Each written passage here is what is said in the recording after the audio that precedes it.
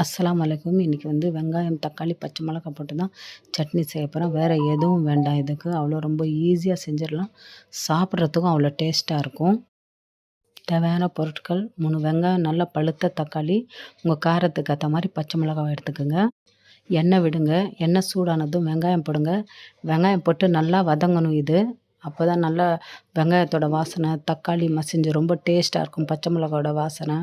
வெங்காயம் வதங்கினோன்னா தக்காளி போடுங்க, பச்சை மிளகாய் போடுங்க, போட்டு வதக்குங்க. இதை நம்ம ஒரு 5 நிமிஷத்தில் ரெடி பண்ணலாம் இந்த சட்னி.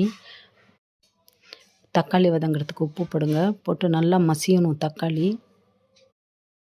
இதை ஆற வச்சு மிக்ஸி ஜாரில் போட்டு நல்லா நைஸாக அரைச்சி எடுத்துக்கோங்க.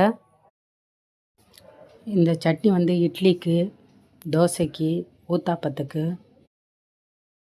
எல்லாத்துக்கும் நல்லாயிருக்கும் சைடிஷ்ஷாக.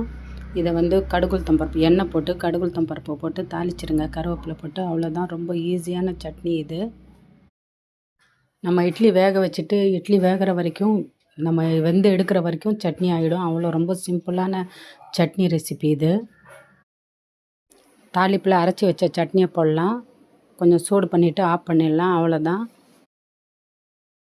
தேவையான அளவு உப்பு போட்டுக்குங்க. நிறைய பேர் செய்வீங்க.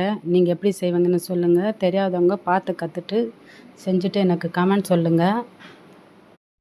இந்த மாதிரி சிம்பிளான ரெசிபிக்கு என் சேனலை பாருங்கள்.